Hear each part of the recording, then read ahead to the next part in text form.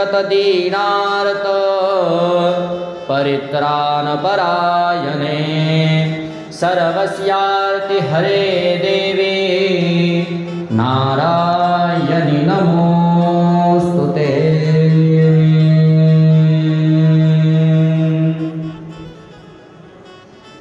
न तातो न माता न बन्धुर्न दाता न पुत्रो न पुत्री न भ्रातृयो न भर्ता न जाया न विद्या न वृत्तिर्ममैव गतिस्त्वं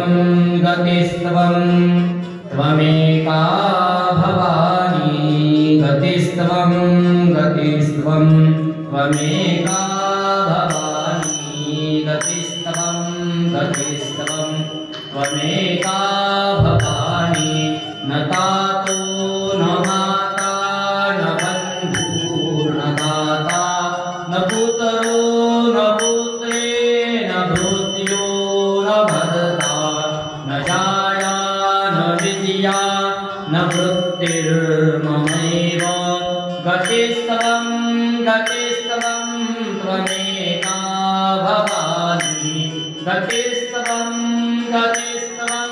त्वमेका भवानी भवाब्धा भवाले महादुःखभीरुः पपात प्रकामे प्रलोभे प्रमत्तः संसारपाश प्रबद्ध सदाहं गतिस्त्वं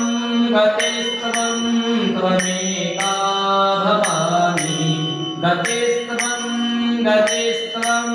त्वमेका भवानी न जानामि गानं न च ध्यानयोगं न जानामि तन्त्रं न च स्तोत्रमन्त्रं जानामि पूजां न च न्यासयोगं न जानामि पूजा न च न्यासयोगं गतिस्त्वं त्वमेका भवानी गतिस्त्वं त्वमेका भवामि न जानामि पुण्यं न जानामि तीर्थं न जानामि मुक्तिं न वा कदाचित् न जानामि भक्तिं व्रतं वापि मातर् गतिस्त्वं त्वमेका भवानी कुकर्मी कुसंगे कुबुद्धि कुलासः कुलाचारहीना कदाचारलीनः कुदृष्टि कुवाक्य प्रबन्ध सदाहं कुदृष्टि कुवाक्य प्रबन्ध सदाहं गतिस्त्वं त्वमेका भवानी गतिस्त्वं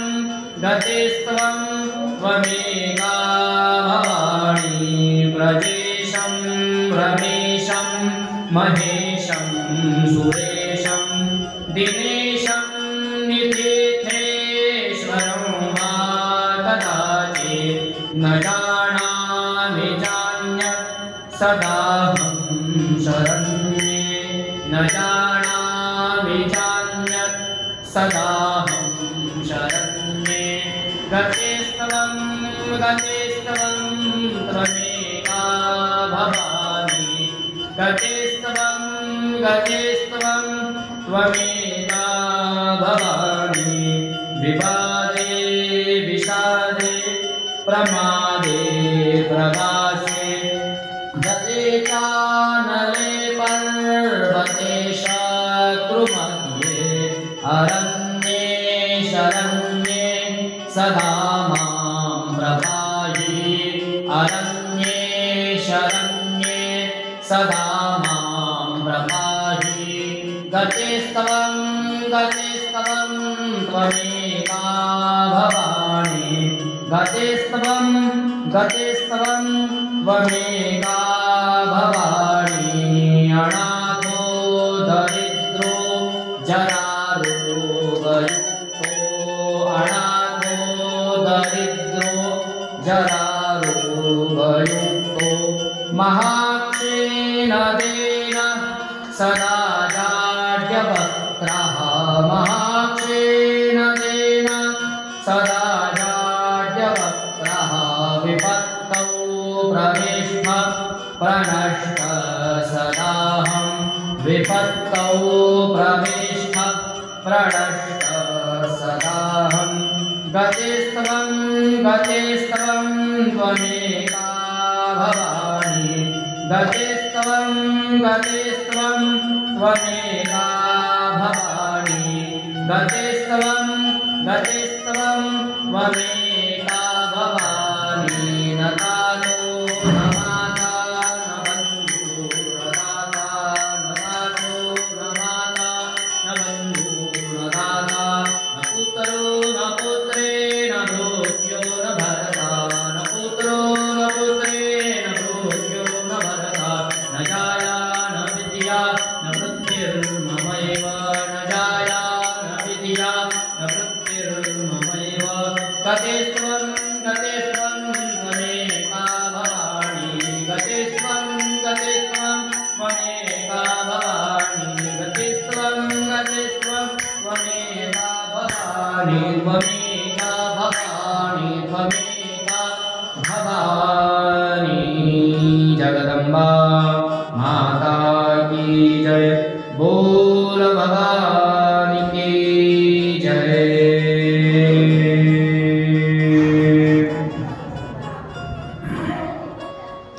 सगळ्यांनी डोळे बंद करा प्रभू परमात्म्याचं भगवतीचं स्मरण करा कथेकरता आपलं मन चित्त जे आहे ते एकाग्र त्या ठिकाणी आपल्याला करायचं आहे नमो भगवते वासुदेवाय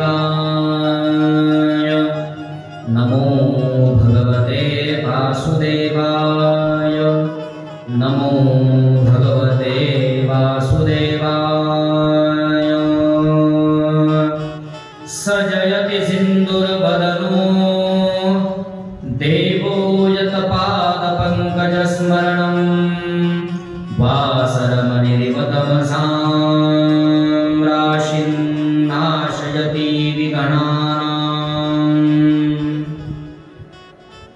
गणाधीश जो ईश सर्वा गुणांचा गुणारंभ आरंभतो निर्गुणाचा नमो शारदा मूळचतार वाचा गमो पंथानंदया राघवाचा सदाशिव समारंभा शंकराचार्य मध्यमां अस्मदाचार्य पर्यन्तां वन्दे गुरुपरम्पराम्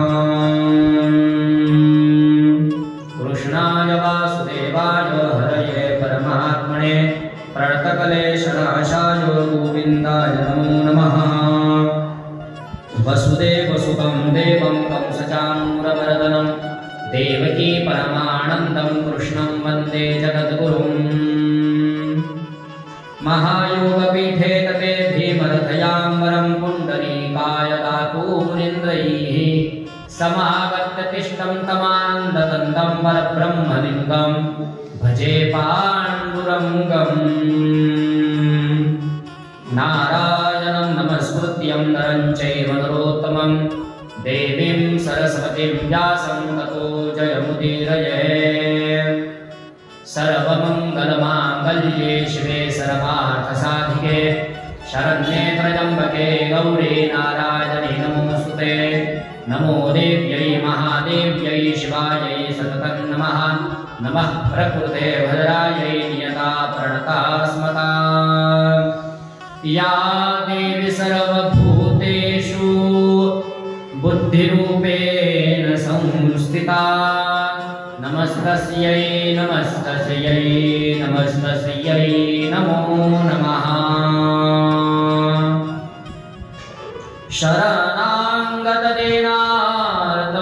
शरणागतदीनार्तपरित्राणपरायणे सर्वस्याति हरे देवी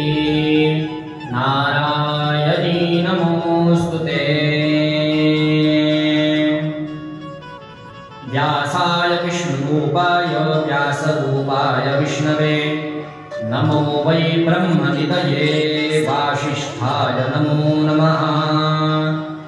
गुरुर्ब्रह्मा गुरुर्विष्णु गुरुर्देवो महेश्वरः गुरुर्साक्षात् परब्रह्म तस्मै श्री गुरवे नमः। आनन्दमानन्दकर प्रसन्नं ज्ञानस्वरूपं निजबोधरूपं योगेन्द्रमेढ्यं भवरोगवैद्यं श्रीमद्गुरुं नित्यमहं नमामि। नमो आदिरूपा ओंकारस्वरूपा विश्ववाचिया रूपा पांडुरंगा तुझिया सत्तेने तुझे गुण गाऊ येणे सुखे राहू सर्वकाळ। तुझी श्रोता वक्ता ज्ञानासी अंजन सर्वाहुनी जाणे तुझे हाती। तुका म्हणे येथ नाही मी तू पण स्तवावे ते कवने कवनाला।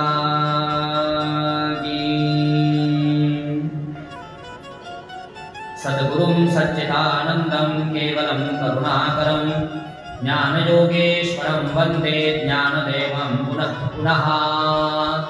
प्रतिष्ठान गोदावरीचा निवासी असा जो भक्त आवडे श्रीहरीसी तया ठवेता थोर अल्हाद चित्ता।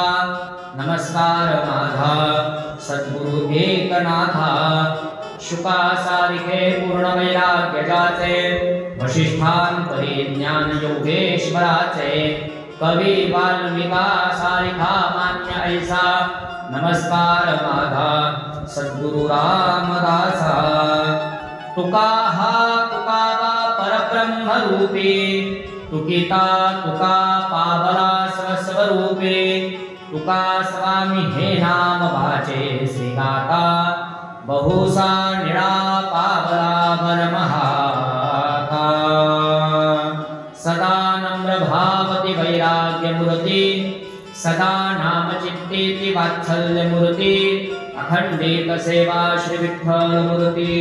नमस्कार सद्गुरु श्री बनसीधर मूर्ती। अनेन प्रियतां देवो भगवान् रुक्मिणीपतिः श्रीकृष्णचन्द्रपुरवेशाम् अस्माकं कुलदैवतं श्रोता भक्ता श्रीनाथ समर्थ श्रीनाथ समर्थ श्रीनाथ समर्थ। पुंडलीकवरदा हरि विठ्ठल श्री ज्ञानदेव तुकाराम पंढरीनाथ भगवान की जय। गोपाल कृष्ण भगवान की जय। जगदम्बा माता की जय। पराम्बिका माता की जय। रेणुका माता की जय। श्रीमद्देवी भागवत महापुराण की जय। वेदव्यास भगवान की जय। श्री शुकदेव जी महाराज की जय। माऊली ज्ञानेश्वर महाराज की जय। शांति ब्रह्म श्री एकनाथ महाराज की जय। संत शिरोमणि सावता महाराज की जय। जगद्गुरु श्री तुकाराम महाराज की जय। सद्गुरु बनसीधर महाराज की जय। सब साधु संतन की जय। आज के आनंद की जय। गौ माता की जय। भारत माता की जय। सत्य सनातन धर्म की जय।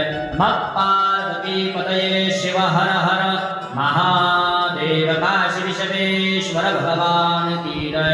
प्रभु रामचंद्र भगवान की जय। पवन पुत्र हनुमान की जय। अवधूत चिंतन श्री गुरुदेव दत्त दत्त दत्त। जय जय श्री राधे श्याम जय जय श्री राधे श्याम जय जय श्री राधे श्याम। अंबेचा उदयोस्तु उदयोस्तु उदयोस्तु बोल भवानी की जय।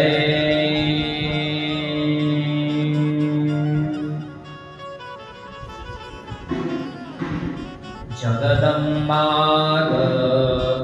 जगदम्बा आई भवानी जगदम्बा मना जगदम्बा जगदम्बा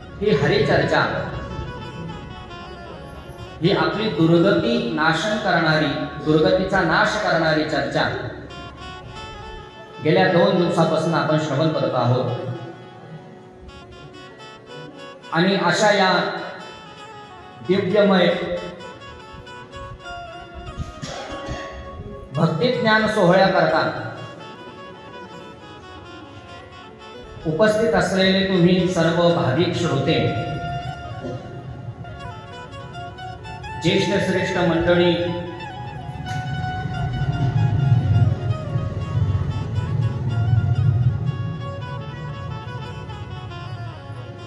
ज्ञानवृद्ध, तपोवृद्ध आणि वयोवृद्ध,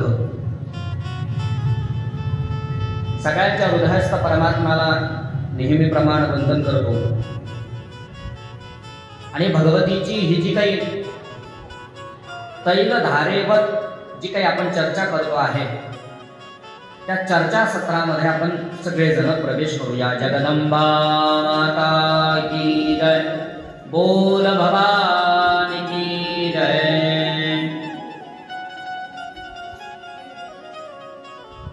श्री सुतजी शौनकादिक ऋषींना ही भगवतीची चर्चा सांगतायत।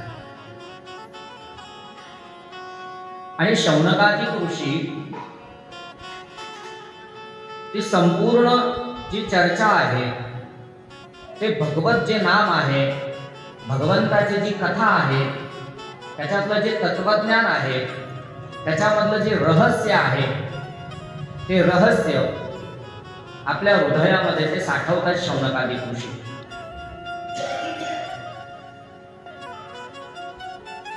आणि सूत महामुनी अनेक प्रकारे अनेक रसांचा आश्रय घेत कथा सांगतायत।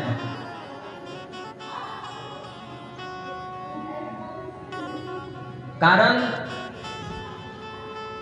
आपण वेळोवेळी श्रवण करत आलेलो आहोत ही कथा ही कशी आहे, तर कथा ही व्यथाहरण करणारी आहे।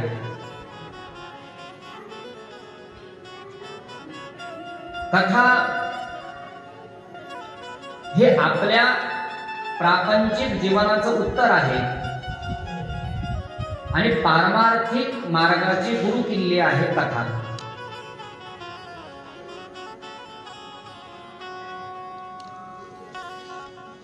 कारण कथेनं आपल्या जीवनामध्ये बदल घडतो, आपल्या जीवनामध्ये एक नवीन ऊर्जा प्राप्त होते आणि आपल्या जीवनामध्ये भगवंताच्या संबंधामध्ये एक दृढ भक्ती तयार होते देवाच्या संबंधामध्ये। आणि मनुष्याने कितीही जरी ठरवलं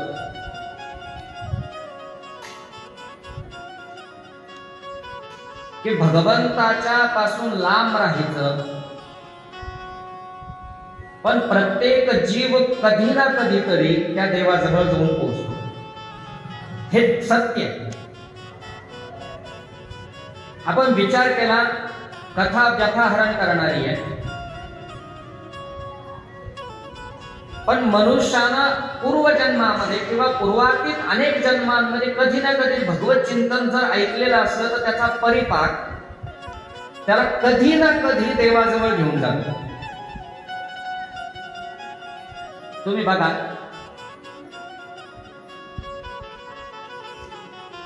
आपण आपल्या तरुणपणामध्ये आपण वेगळे होतो, आपण आपल्या बाल्यावस्थेत आपण वेगळे होतो, पण जेव्हा का आपली 40-45 सरकली की आपोआप देवाच्या मंदिराकडे आपण धाव घ्यायला लागलो। बरोबर, मग ते सगळं जे काही आपण काय जे केलेलं असेल ते सगळं माणूस म्हणतो जाऊ द्या बाबा, आता काय जे झालं असेल सोडून दिलं, ऑटोमॅटिक धाव घ्यायला लागलं। कारण तो संस्कार आहे आपला, फक्त ते बी पेरलेलंच आहे वंशानं। फक्त त्या बीला काय असतं, जसं आपण शेतामध्ये एखादं बी लावतो, बी लावलेलं असलं तर काय होतं ते, पण ते नुसतं कधी उगतं, त्याला खत द्यावं लागतं, पाणी द्यावं लागतं, निगा राखावं लागते, आहे की नाही? वेळेवर पाऊस पाडावा लागतो, सगळ्याच गोष्टी असतात. अवेळी काही घटना घडल्या किंवा ते बी व्यवस्थित येत नाही. तसं भगवत नामरूपी बी आपल्या प्रत्येकामध्ये आहे, फक्त त्याची योग्य वेळ आली की ते फुलतं, बहरतं आणि ते बहरायलाच पाहिजे. आणि त्याच्याकरता वेळोवेळी हे कथारूपी खत नेहमी टाकत राहिलं पाहिजे, म्हणजे ते हळू हळू हळू हळू बहरत राहील. आता बऱ्याच वेळेला बहरायला काय असतं, काही घाई नाही, गडबड नाही, गोंधळ नाही, काही नाही. हा एक लक्षात ठेवा, ह्या जन्मामध्ये झालेला संस्कार, ह्या जन्मामध्ये पडलेलं कानावर, ते आपण पुढच्या जन्मामध्ये घेऊन येतो सोबत. आपल्याकडे आपल्या भारतीय संस्कृतीमध्ये, आपल्या तत्वज्ञानामध्ये आपण पुनर्जन्म मानतो.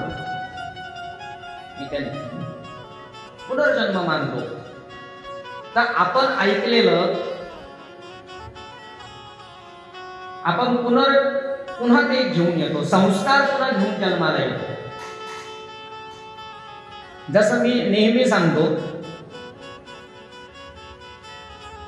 की सुख करता दुःख हरता ही जी आरती आहे गणपतीची, मला सांगा इथं पुस्तकात कोणी म्हटली? इथं बसले कोणी म्हटली पुस्तकात? कोणी म्हटली? दुर्गे दुर्गड भारी कोणी म्हटली पुस्तकात? लवतो ते विकरात काय नाही, सगळे ग्रुप मध्ये म्हणायला लागले, म्हणता यायला लागलं म्हणजे पाठही झालं, त्याला काही विशेष प्रयत्न करावे नाही लागले. कस काय आलं ते? पूर्व संस्कार होता ना आपल्यावर, तो पूर्व जन्मात सुद्धा तेच ऐकलेलं होतं ना आपण, म्हणजे ह्या जन्मात चटकन आठवलं आपल्याला. काही विशेष असे अभंग असतात की त्याच्याकरता विशेष काही प्रयत्न करावे लागत नाही, म्हणजे चिंतन निधिध्यास काही नाही, हे सुंदर ते ध्यान रेग्युलर ते पाठ होऊन जातात माणसाला, त्याला काही वेगळे कष्ट करावे लागत नाही. हरिपाठ झाला, पाठ झाला, कारण आपण ते पूर्वी म्हणत आलेलो, त्याच्यामुळे सहज पाठ होऊन गेलं. हा संस्कार कशाचा आहे? पूर्वजन्माचा आहे. त्यामुळे आपण प्रत्येक जण पूर्वजन्माचा संस्कार घेऊन जन्माला येतो, आणि पूर्वजन्माचा संस्कार घेऊन जन्माला आलो की मग तिथून पुढचा प्रवास पुन्हा चालू होतो. आणि मग भगवंत काही एका जन्मातच कृपा करतो असं नाही. जगद्गुरु तुकोबारायांना म्हणावं लागलं की जन्मोजन्मी आम्ही बहु पुण्य केलं. जन्मोजन्मी, आता किती जन्म, अनेक जन्म त्या भगवत प्राप्ती होण्याकरता, भगवंताची कृपा होण्याकरता जगद्गुरु तुकोबारायांना अनेक जन्म घ्यावे लागले. तेव्हा ह्या जन्मामध्ये पांडुरंगाने कृपा केली. आता तुकाराम महाराजांच्या बाबतीत हे असेल तर आपल्याला त्यांचे कमीत कमी तिप्पट जन्म घ्यावं लागेल. तिप्पट जन्म घ्यावे लागेल. पण काय असतं, हळूहळू चालत राहायचं, थांबायचं नाही. भगवंताच्या भक्तीमध्ये थांबायचं नाही, गॅप पडू द्यायचा नाही, चालत राहायचं, चालत राहायचं, चालत राहायचं. तसं कथा ही व्यथाहरण करणारी आहे. कथा ही त्रिवेणी संगमी आहे, आणि कथा ही पतितोद्धारक आहे. मी नेहमी, कथा ही सांस्कृतिक आहे, कथा ही साहित्य आहे, कथा ही समाज सुधारकतेचं एक व्यासपीठ आहे, कथा हे दिशा देण्याचं एक व्यासपीठ आहे. प्रत्येक जो पांथस्थ ज्या मार्गावर पदच्युत होतो किंवा दिशाहीन होतो त्याला दिशा देण्याचं काम कथा करते.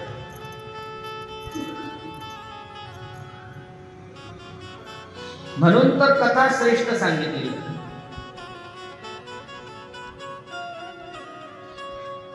कथा व्यथाहरण करणारी.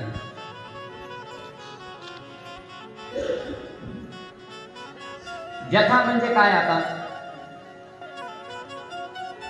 व्यथा अनेक आहेत, पण सगळ्यात महत्वाची व्यथा आहे ती मनाची व्यथा, मानसिक व्यथा. कारण मनुष्य मानसिक व्यथेनं ग्रथित आहे, ग्रथित. मानसिक व्यथा त्याला एवढ्या छळतात की जेवढं त्याला शरीरही छळत नाही. मानसिक व्यथा बघा तुम्ही, बऱ्याच वेळेला सगळ्यांकडे सगळ्या गोष्टी आहेत, सगळ्या गोष्टी आहेत, पण मनाचं समाधान नाही, मन शांत नाही. मन शांत नाही, मनामध्ये वेगवेगळ्या प्रकारचे विचार येत राहतात. सगळं चांगलं असून सुद्धा चिंता आहे, टेन्शन आहे,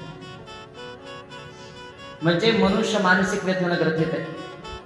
सगळं काही बरं, अनेक लोक पाहायला गेले आपल्याकडे, सगळं त्यांच्याकडे, कशाची कमतरता नाही, काहीच नाही, जिथल्या तिथे सगळं. जेवढं त्यांना आवश्यक आहे तेवढं त्यांच्याकडे धनही आहे, जेवढं आवश्यक आहे, आवश्यक एवढा शब्द वापरतो बरं का, जास्त नाही, आवश्यक. आवश्यक आहे तेवढं धन आहे, आवश्यक आहे तेवढे कपडे आहेत, आवश्यक आहे तेवढं वडिलोपार्जित शेती वाडी प्रॉपर्टी आहे, आवश्यक आहे तेवढं संसार आहे, आवश्यक आहे तेवढा मुलगा आहे, आवश्यक आहे सून आहे, आवश्यक आहे तेवढा नातू आहे, आवश्यक आहे तेवढं पद आहे, आवश्यक आहे तेवढी प्रतिष्ठा आहे, आवश्यक आहे तेवढं ओळख आहे, आवश्यक आहे तेवढं गाडी आहे, आवश्यक आहे तेवढी घोडी आहे, आवश्यक आहे तेवढं सोनं आहे, आवश्यक आहे तेवढं चांदी आहे, आवश्यक आहे तेवढं घरात लोखंड पडलेलं आहे, सगळे. मला सांगा, कशाचं काय चिंता आहे, काही टेन्शन नाही, पण उभं टेन्शन, मानसिक व्यथा. पण काही लोकांचं असं आहे, कोणत्या ना कोणत्या व्यथेनं ते कायम ग्रसित आहे, बस त्याच्यातून बाहेर त्यांना कधी पडायचं आहे का नाही कोणाला माहिती, पण ग्रसित आहे व्यथेनं. सगळं असून मानसिक व्यथा. कोणीतरी कायम मुलाच्या बाबतीत कायम व्यथा असते, मुलगा असा मुलगा तसा, मुलगा हे असतात, कायम व्यथा. कोणी सुनेच्या बाबतीत व्यथा, सून अशी करते, सून तशी करते, चहा देत नाही, कॉफीत देत नाही, तुकडा देत नाही, दिवस वेळ उपाशी राहते नाही, 4 वाजता देते, 5 वाजता देते, कधी शेळ कुठेच देते, माझे कपडे धुत नाही, तिचीच धुती, तिच्या नवऱ्याची धुती. याच्यातून बाहेर पण पडलं पाहिजे, हे कायमच आहे, हे चालूच राहणार आहे, लक्षात ठेवा. म्हणजे आपण आहे, एक तर 2 गोष्टी, हे कुठपर्यंत चालणार आहे, एक तर आपण आहे तोपर्यंत, नाही तर सून आहे तोपर्यंत, हे चालणार आहे. 2च मुद्दे. त्याच्यानंतर काही मानसिक व्यथा, काही प्रॉपर्टीच्या संबंधामध्ये, हे नाही ते नाही ते नाही ते नाही, आपल्याला हे घ्यायचं, आपल्याला ते घ्यायचं, त्याला ते घ्यायचं, आपल्याला हे घ्यायचं, त्याचं टेन्शन. एक मनाची स्वास्थ्यता, कधीतरी मन शांत, काही टेन्शन नाही, मला छान आनंदी, बस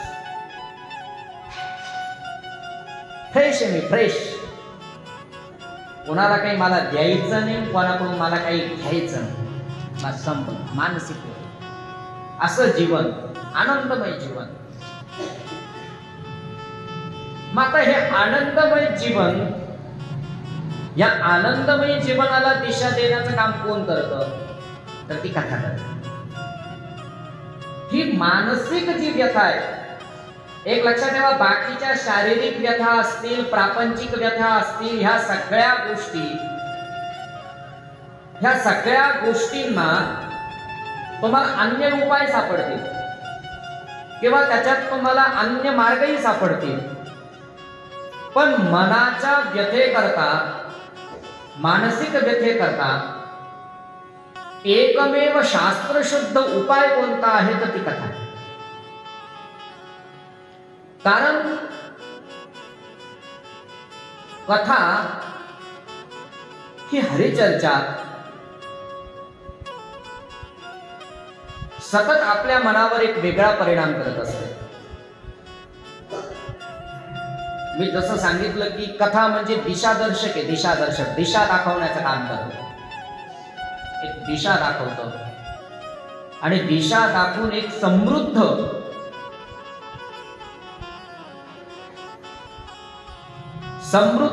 सुजलाम सुफलाम पिढी तयार करायचं काम करतं. आहे ती पिढी सुधरवण्याचं काम करतं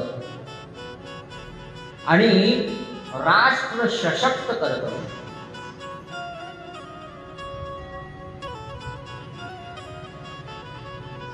राष्ट्र सशक्त कधी होतं? देश सशक्त कधी होतो? नुसता पैसा असून देश सशक्त होत नाही. तर त्या ठिकाणी ज्ञान असलं पाहिजे, विज्ञान असलं पाहिजे, तो देश तिथं विचार असला पाहिजे, तेव्हा देश सशक्त होतो. आणि तो विचार आपल्याला कथेतून मिळतो, तो विचार आपल्याला पुराणांतून मिळतो, तो विचार आपल्याला शास्त्रातून प्रतिपादित होतो. म्हणून तर आपण नेहमी म्हणतो भारत भूमी अत्यंत पवित्र भूमी आहे. कारण का? भारताकडे नुसतं धन नाहीये, नुसते धन नाही, भारताकडे विचार नावाचं धन आहे. कारण भारतामध्ये जन्माला आलेला प्रत्येक जीव हा प्रभुमय आहे किंवा त्याच भगवंताचा अंश आहे. त्या भगवंताचा अंश आहे. म्हणून भारताकडे जे काही लोक पाहतात ते गुरु रूपानं पाहतात. काय? सगळ्या देशांचं गुरुत्व कुणाकडे आहे? महागुरुत्व कुणाकडे आहे? भारताकडे. कारण ज्ञान देण्याची शक्ती भारताकडे आहे, विचार देण्याची शक्ती भारताकडे आहे, विज्ञान देण्याची शक्ती भारताकडे नाही. नाही, संपूर्ण जगाला प्रकाशमान करण्याची शक्ती भारताकडे. आणि हा जो प्रकाश आहे हा कशातून सिद्ध झाला? पुराणातनं, शास्त्रातनं, वेदातनं, त्याच्यातून प्रकाशित झाला. मी सहज आपल्याकडे मिरचीचं उत्पादन सहज तुम्हाला मला आठवलं म्हणून सांगतो. आपल्याकडे कसं लादल्या गेली प्रत्येक गोष्ट. मिरचीचं उत्पादन, मिरचीचं तुम्ही जर सर्च केलं एक संशोधन म्हणून, तर मग मिरची कधी निर्माण झाली म्हणे 16व्या शतकामध्ये मिरची निर्माण झाली. मग ती कुठून आली? तर ती पोर्तुगीजांनी भारतामध्ये आणली, मग तिचं सगळीकडे हे झालं असं. आता हे संशोधन. पण आता दुसरा विचार करा.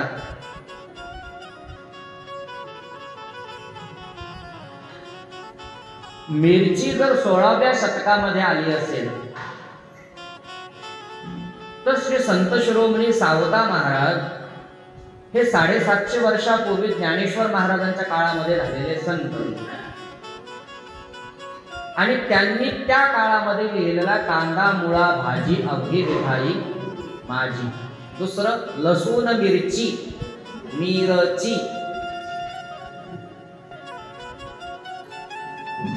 बघ मला सांगा, त्या पोर्तुगीजांनी भारतात मिरची आणली का ऑलरेडी आधी भारतात मिरची होती? म्हणजे जर सावता महाराजांनी त्यांच्या शेतामध्ये मिरची लावली हे प्रमाण सिद्ध झाला काय? मग आपल्याकडे लादल्या गेलं पाश्चात्य संस्कृतीकडून.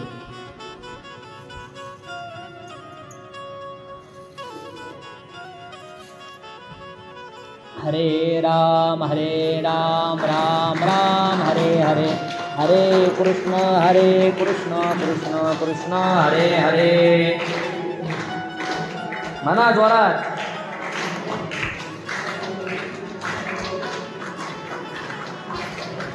हरे राम राम राम हरे हरे, हरे कृष्ण कृष्ण कृष्ण हरे हरे.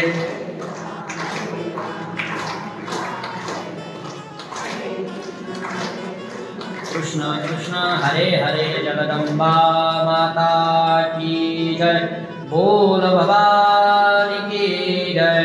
अंबेचा उदयोस्तु उदयोस्तु उदयोस्तु.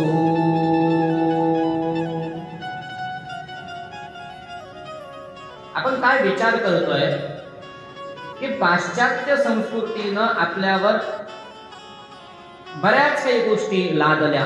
कारण काय? त्याचं कारण एकमेव आहे, आपण कधीही कोणत्याही गोष्टीचा जास्त विचार केला नाही. आपण फक्त कायमस्वरूपी प्रपंचाचाच विचार करत राहिलो आणि मग जे येत गेलं त्याच्यावर आपण विश्वास ठेवला आणि ते तसं चालत राहिलं. म्हणून हा जो काही प्रकाश आहे, हे एक ज्ञानदानाची परंपरा आहे. ही परंपरा आपल्याला कथेतनं प्राप्त होती आणि या कथेतनं महत्वाची जी व्यथा आहे, ती व्यथा म्हणजे मानसिक व्यथा. ही व्यथा मनुष्याची हरण होते. म्हणून तर अनेक ठिकाणी कथेचा विस्तार झालेला आहे. कथेतून आपल्याला चांगल्या चांगल्या गोष्टी श्रवण करायला मिळतात. कथेतून ज्ञानदान घडतं,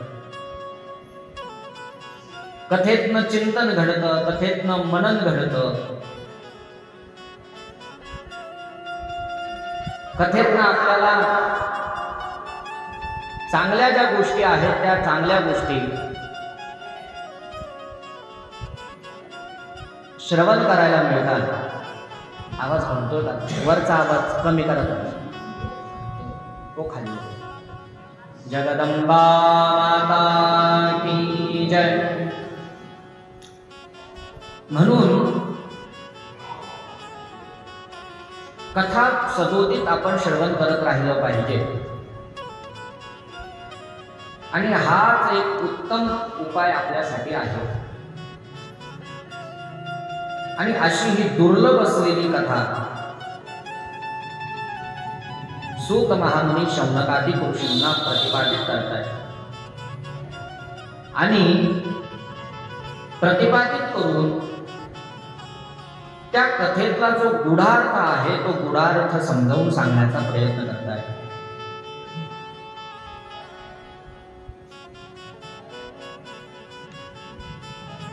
भगवंतमयी असलेली ही कथा, ह्या कथेच्या महात्म्याचा विचार गेल्या 2 दिवसापासून आपण विचार करतो की भगवतीचं जे स्वरूप आहे ते स्वरूप सनातन असलेलं, सच्चिदानंदमय स्वरूप असलेलं तिचं स्वरूप आणि ती कशा कशा पद्धतीनं भक्तांवर अखंडित कृपा करते. जो जो तिला शरणागत आहे तिच्यावर भगवती अखंडित कृपा करते.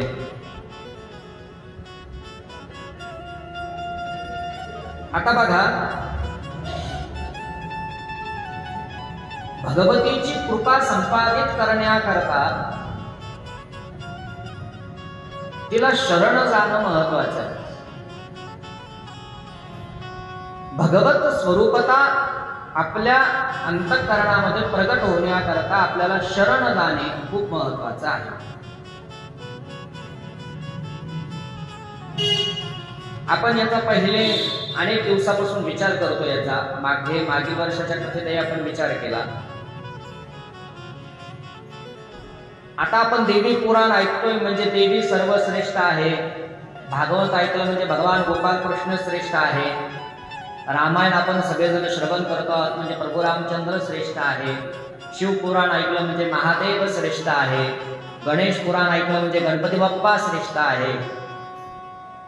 अशी वेगळे वेगळे पुराण ऐकले की विरोधाभास निर्माण होतो, भ्रम निर्माण होतो.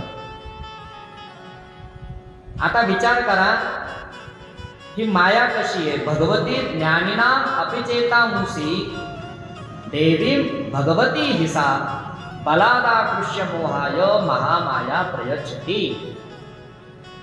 ज्ञान देणारी भगवती आहे, ज्ञान प्रदान करणारी ती आहे आणि त्या ज्ञानावर मायेचा पडदा टाकणारी पण तीच.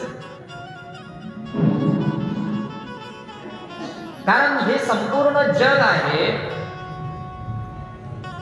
हे संपूर्ण जग मायेनं चालतंय. काय चालतं? मायेवर चालतं सगळं. ही माया आहे म्हणून संसार.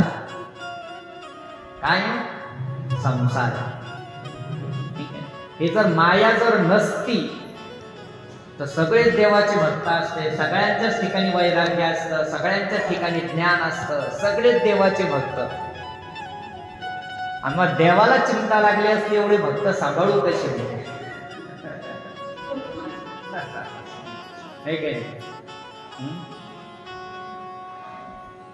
एवढे भक्त कसे सांभाळू? जो माया नावाच्या परीक्षेत पास होतो तोच हळूहळू संत पदाकडे जायला लागतो. नाही तर ही जी माया आहे अनेक गोष्टी अडकवत राहते, अनेक गोष्टी अडकवत राहते, अनेक गोष्टी अडकवत राहते. तुम्ही देवाचं नाव काढलं रे काढलं की अडकवलं मायेने. देवाचं नाव काढलं की अडकवलं मायेने. कथेला जायचं म्हणलं आला फोन कोणाचा. रामायणाला जायचं म्हणलं की आला फोन कोणाचा. अडकवली माया, अडकवलीच. पोरग रडत, कधी रडत नाही पोरग, होती नाही. पहा तुम्ही त्याचा अनुभव घ्या. हा कधी कधी चांगलं खेळतो, उड्या मारतो, आपल्याला कुठं जायचं त्या दिवशी भालतच धिंगाणा घालत, आदळण आपटण लढतन. ज्या दिवशी आपल्याला जायची आपण मनाची तयारी करतो कोणी पाहुणे सुद्धा कधी येत नाही. आणि त्या दिवशी पाहुणे सकाळी चहा प्यायला तुमच्याकडे, मला जायचं तिकडून तुम्ही चहा प्यायला.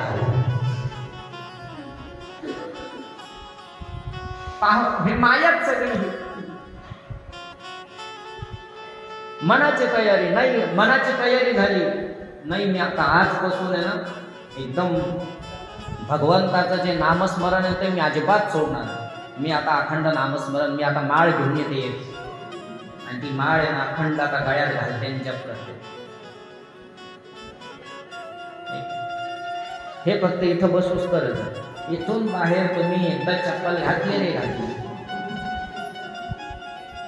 की बस घरी गेल्यावर मात्र ते काय असतं, एकदा स्नान झाल्यावर आपण सकाळी आंघोळ केली, आंघोळ झाली आणि कथा ऐकली की माणसाला भूक लागते.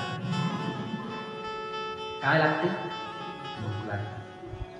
तुम्ही बघा सकाळी स्नान करा, आंघोळ करा, तुम्ही जोपर्यंत आंघोळ करते तोपर्यंत अजिबात भूक लागणार. हे एकदा का पाणी पडलं अंगावर अशी भूक लागते तर काय खाऊ काय नाही, काय आता काय जे असं ते द्या. देव राहू द्या बाजूला, नंतर पाहू शकते देवाकडे. दुसरा मुद्दा, आता ते गोळीचं निमित्त सगळ्याचं निमित्त असं आहे. पण काय स्नान झालं, सकाळी आंघोळ झाली की कडाकाची भूक लागते. आणि दुसरं कथा श्रवण केली की भूक लागते.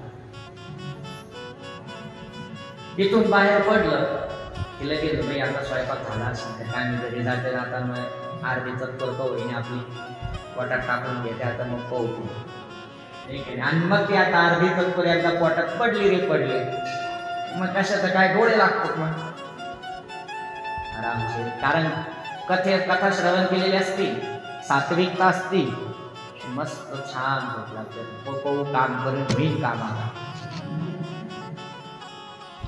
मायेचा विचार करतो. बलादाकृष्य मोहायो महामाया प्रयत्न, ही महामाया आहे. आणि ही माया आहे, ही माया आपल्याला अनेक प्रकारे त्या भगवत चरणापासून लांब ठेवते. नाही म्हणाली ती लांब तशी ठेवतच नाही, ती तिचं कार्य आहे. पण आपल्याला त्या मायेला बाजूला सारून भगवंताच्या जवळ जाण्याचा प्रयत्न करायचा. म्हणून ह्या भवसागरामध्ये सगळ्यात अवघड जो पेपर आहे तो पेपर म्हणजे माया, मायेचा पेपर. आणि ही माया चांगल्याला मोहित करते, चांगल्याला. त्या मायेनं ब्रह्मदेवाला मोहित केलं, त्या मायेनं भगवान नारायणाला मोहित केलं, भगवान शिवांना मोहित केलं, त्या मायेनं अनेक ऋषींना मोहित केलं, त्या मायेनं ज्ञानीजनांना मोहित केलं. ती माया, अशी ही माया आपल्याला मोहित करते. म्हणून ह्या मायेला आपल्याला बाजूला सारून भगवत चिंतनाकडे आकृष्ट व्हायचं. सतत भगवत चिंतनाकडे आपण आकृष्ट राहिलं पाहिजे. आपण आणि आपल्या ज्या मनाच्या व्यथा आहेत त्या व्यथा दूर करण्याचा सदोदित प्रयत्न आपण करत राहिलं पाहिजे.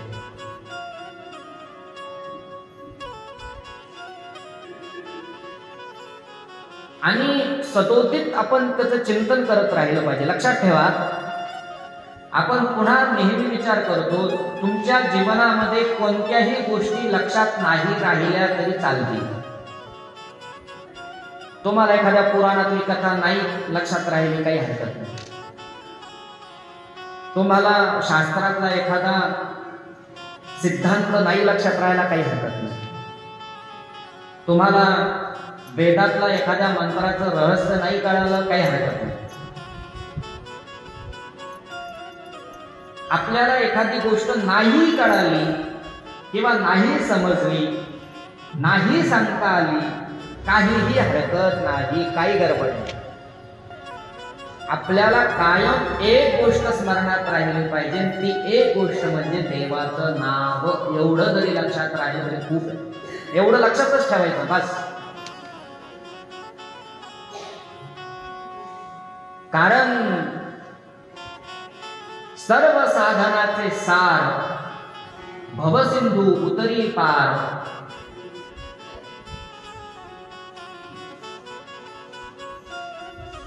भवसिंधूचं पार करायचं असेल तर सगळ्या साधनांचं एकच सार आहे आणि ते सार आहे भगवंताचं नामस्मरण.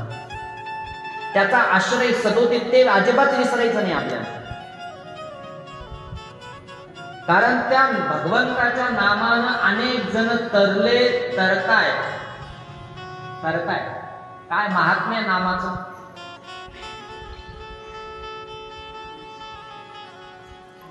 आता आपण रामायण ऐकतो आहोत. रामायणामध्ये वाल्मिकी ऋषींचं चरित्र आहे.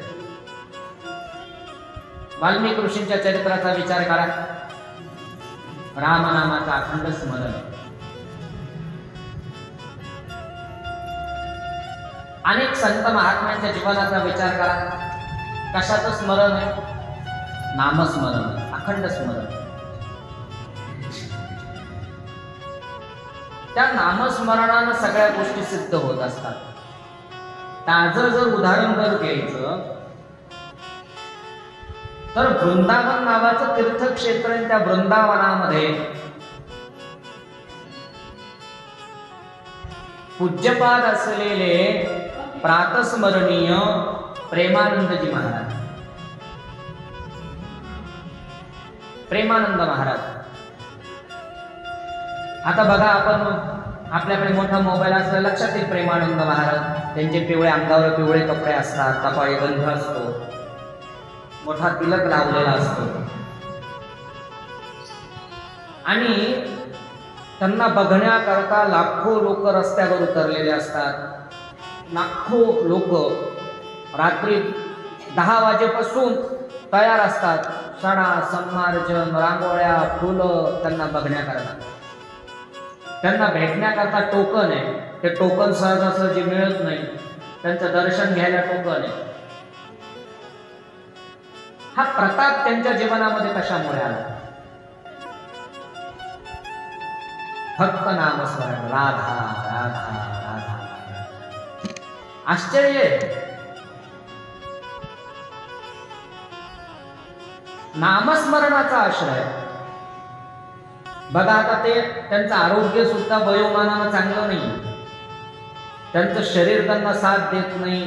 त्यांचे जे दोन्ही लिव्हर किडन्या आहेत त्या खराब झालेल्या आहेत. 3-4 दिवसाला डायलिसिस आहे. आणि हे काही फक्त काही 5-6 महिन्यापासून नाही, त्याला आता जवळपास बरेच दिवस झाले, काही वर्ष उलटून गेली. एवढी वर्ष उलटून गेली, एवढं सगळं ह्या सगळ्या गोष्टी त्यांच्या शरीराच्या बाबतीत घडत आहेत, पण तरी सुद्धा त्यांच्या मुखावरचं तेज, त्यांची वाणी आणि त्यांचं नित्यक्रम आणि त्यांचं राधा स्मरण हे त्यांना किती ऊर्जा प्रदान करतात. हे काही चमत्कारापेक्षा हा डोळ्यांना दिसणारा चमत्कार हे कमी नाही. आपल्याला साधा जर ताप आला, ताप बरं का, ताप तर आपल्याला कसं तरी दिवसभर तर होतच होतं, आपल्याला कसं तरी होतं, आपल्या बरोबर आपल्या परिवारालाही कसं तरी होतं. इथं उठतो, इथून उठतो, तिथं बसतो, तिथून उठतो, तिथं बसतो, तिथून उठतो, इथं बसतो. आणि आता ते काय करून बहीण आता तर तापलं, हे डोकं तापलं, सर्दी झाली, पुन्हा आत जातो, पुन्हा बाहेर जातो, काही काढा प्यायचा का, चहा प्यायचा का, कडुलिंब खायचा का, गोळ्या खाते, डॉक्टरकडे जाऊन इंजेक्शन घेते. हेच चिंतन आहे दिवसभर. भगवत देव राहायला बाजूला. किती मोठा हा प्रभाव आहे नामस्मरणाचा. आणि हा नामस्मरणाचा प्रभाव आहे म्हणून आपल्याला काही गोष्टी नाही कळाल्या तरी चालतात. आपण काय विचार करतोय, हा जो भ्रम निर्माण झाला तिथे आपण होतो की बाबा आपण देवी भागवतात ऐकतोय, देवीचं महात्म्य, महादेवाचं ऐकतोय, की महादेवाचं महात्म्य नेमकं काय करायचं. तर याचं उत्तर मी अनेकदा दिलेलं आहे. आपल्याला जी आपली उपास्य दैवत आहे ती एकदा का त्या देवतेकडे बघितल्याच्या नंतर जी आपलं चित्ताचं हरण करते, त्या देवतेची आपण अविरत साधना करावी. एक लक्षात ठेवा, ज्या गावामध्ये आपण राहतो, ज्या गावामध्ये आपण राहतो त्या गावाला एक देवता असते. काय असतं? एक देव असतो. मग त्या देवाच्या संबंधामध्ये सगळं गाव तिथं दर्शनाला जातं. त्या गावाची यात्रा भरते, त्या गावाचा उत्सव असतो. सगळं गाव, कोणी लेकीबाळी बाहेर राहत असतील तर त्या लेकीबाळी गावामध्ये येतात, यात्रा आहे, दर्शनाला येतात. गावाचा एक देव, त्याला काय म्हणायचं? ग्रामदैवत. काय म्हणताय त्याला? ग्रामदैवत. त्याच्यानंतर आता गावाची देवता झाली, त्याच्यानंतर असते दुसरी कुळाची देवता, त्याला म्हणायचं कुलदैवत. कुलदैवत 2 प्रकारचं असतं. एक असतं पुरुष कुलदैवत असतं, एक स्त्री कुलदैवत असतं. स्त्री कुलदैवतामध्ये ह्या भगवतीची जी काही स्वरूप आहे, मग कोणाची माहूरची देवी असते, कोणाची तुळजापूरची देवी असते, कोणाची वणीची देवी असते, कोणाची कोल्हापूरची देवी असते. जे जे शक्तिपीठ आहे त्या शक्तिपीठातलं एक जे स्थान असतं ते आपल्या कुळाचं कुलदैवत असतं. त्याच्यानंतर एक पुरुष कुलदैवत असतं. त्या पुरुष कुलदैवतामध्ये हे सगळे देव, त्याच्यामध्ये कोणाचं खंडोबा असतं, कोणाचं भैरोबा म्हणजे भैरवनाथ असतं, कुणाचा विठोबा, कुणाचं पांडुरंग असतं, कुणाचं दत्त असतात, कुणाचं रामप्रभू असतात, कुणाचं नृसिंह असतं. हे झाले पुरुष कुलदैवत. कुणाचं ज्योतिबा असतं, वेगवेगळे त्या त्या परंपरेनुसार. आता हे झाली कुलाची देवता. आता कुलदेवता झाल्याच्या नंतर आपल्याकडे येते पंचायतन देवता येते. पंचायतन देवता.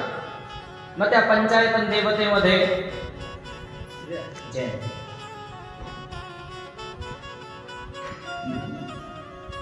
पंचायतन देवता येते. पंचायतन देवतेमध्ये आपली जी कुलदैवत असतं त्या कुलदैवतेच्या अंगभूत बाकीच्या देवता असतात, त्याच्यामध्ये पंचायतन देवता येतात. बघा, कुलदेवी जर देवी असेल तर देवीच्या नंतर नंबर 2 ला जो देवता असतात ते आपलं कुलदैवत असतं, पुरुष दैवत. म्हणजे त्याच्यामध्ये मग महादेव असतील. पंचायतन सांगतोय पहिले देवी, नंतर महादेव, मग गणपती, मग भगवान सूर्यनारायण आणि भगवान विष्णू असं. मग याच्यामध्ये क्रम लावताना कसा पंचायतनामध्ये लावला जातो तर सगळ्यात पहिल्यांदा कुलदेवी, त्याच्यानंतर पुरुष दैवत. हे कसं आहे, पुरुष देवतामध्ये ते विष्णू स्वरूप आहे का शिव स्वरूप आहे.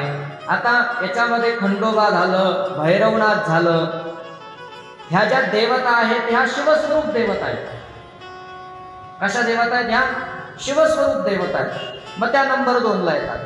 आणि ज्यांच्याकडे नारायण स्वरूप कुलदैवत आहे, म्हणजे उदाहरणार्थ प्रभू रामचंद्र आहे, नृसिंह आहे, त्याच्यानंतर भगवान गोपाल कृष्ण आहे किंवा पांडुरंग ज्यांचं कुलदैवत आहे, दत्त महाराज कुलदैवत आहे, हे नारायण स्वरूप आहे. म्हणून मग पहिल्यांदा कुलदेवी, मग शिवस्वरूप किंवा नारायण स्वरूप, नंतर गणपती, नंतर मग भगवान सूर्यनारायण आणि मग भगवान विष्णू, असं हे पंचायतन तयार होतं. आता पहिले आपण बघितली ग्रामदेवता पाहिली, ग्रामदेवतेच्या नंतर कुलदेवता पाहिली. आता पाहिजे आपल्याला उपास्य देवता. काय? उपास्य देवता. आता उपास्य देवता ही प्रत्येकाच्या उपासनेवर ठरलेली आहे. याचा विचार करतोय आपण. हा जो भ्रम निर्माण होतो, हा भ्रम आपल्याला नाहीसा करायचा. म्हणजे बऱ्याच वेळेला शिवपुराण ऐकलं की भगवान शिवाचं महात्म्य सांगितलं जातं, देवी पुराण ऐकलं की देवीचं महात्म्य सांगितलं जातं, विष्णू पुराण ऐकलं की विष्णूचं महात्म्य सांगितलं जातं. सगळे संत म्हणतात पांडुरंगाची भक्ती करा. माता देव पांडुरंगाची भक्ती करायची, बाकीचे देव मग बाकीचे देव. विचार करा. तर याच्यामध्ये उपास्य देवता जी आहे त्या उपास्य देवता आपण आपली निवडायची आहे. ती निवडायची आपली स्वतःची प्रक्रिया आहे. मग याच्यामध्ये कुणाचं परंपरेनुसार उपास्य देवत चालत आलेलं आहे आणि हे उपास्य देवत आपण निवडायचं. मग आता याच्यामध्ये कुणी उपास्य देवतांचं देवी निवडतं, कुणी दत्त महाराज निवडतात, कुणी पांडुरंग परमात्मा निवडतात, ज्याचं त्याचं. आणि एकदा का आपण हे उपास्य देवत निवडलं की ते उपास्य देवताच्या विषयी आपल्याला एकविध राहायचंय. काय राहायचंय? एक धरीला चित्ती आम्ही रखुमाईचा पती. एकदा का त्याला पकडलं की तोच सगळं, मग तोच महादेव, तोच देवी, तोच नारायण, तोच विरोबा, तोच विठोबा, तोच खंडोबा, तोच सगळं. त्याच्यातच ते रूप पाहायचंय. प्रभू रामचंद्रांना उपास्य देवत म्हणून आपण एकदा ग्रहण केलं की तेच प्रभू रामचंद्र आपल्याला सगळीकडे दिसले पाहिजे. देवीला एकदा आपण उपास्य देवत म्हणून एकदा आपल्या हृदयामध्ये स्थान दिलं की ही भगवतीच आपल्याला त्या त्या स्वरूपात दिसली पाहिजे. इथं भ्रमाचा अजिबात कारण नाही, भ्रम नाहीच आहे.